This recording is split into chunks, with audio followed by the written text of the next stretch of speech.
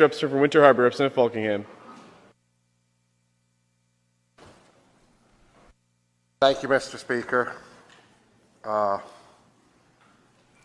a little bit surprised at the status of where we're at right now with this bill having been tabled for so long with so much time to discuss all this procedural motion, but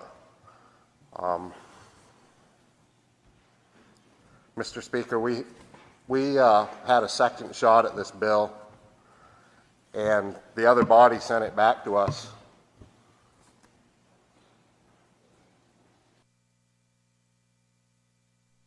Anyways, this bill, as it stood, was incredibly narrow in scope. It addressed a very small population of children and parents. We are talking about nonverbal children. Let's be honest here, Mr. Speaker. These parents are an extension of the child.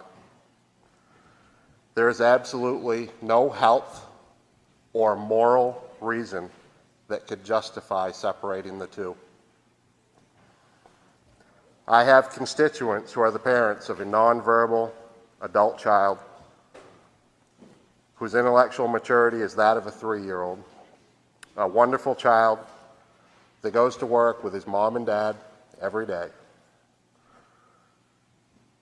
The child had a medical emergency. This is during the last COVID year we've had.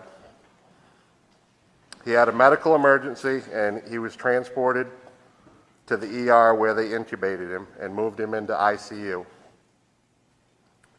He was having seizures and a medical problem. The parents were told to leave or be arrested.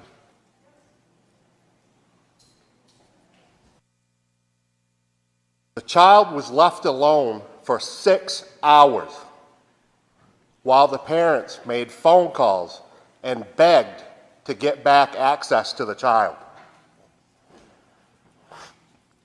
Finally, they got a hold of a division manager that gave them back access to the child. While the parents were away trying to gain access to the child, the hospital did a 50% increase in his PP meds. After 4 weeks and several trips to the clinic, they were back in the ER with toxic poisoning. He had toxic levels of dilantin. The child almost died. The parents were investigated by DHS as they were the ones who changed his meds. Why did they do it? While they were unaware that this happened, while they were separated, fighting for access to the child. The child was transported to EMS, by EMS to Ellsworth, and then life-flighted to Bangor. This near-death experience could have been avoided if the child's parents hadn't been separated. This is unconscionable, Mr. Speaker, and I am ashamed that the body is not moving forward with this legislation now. Pending question is the acceptance of the House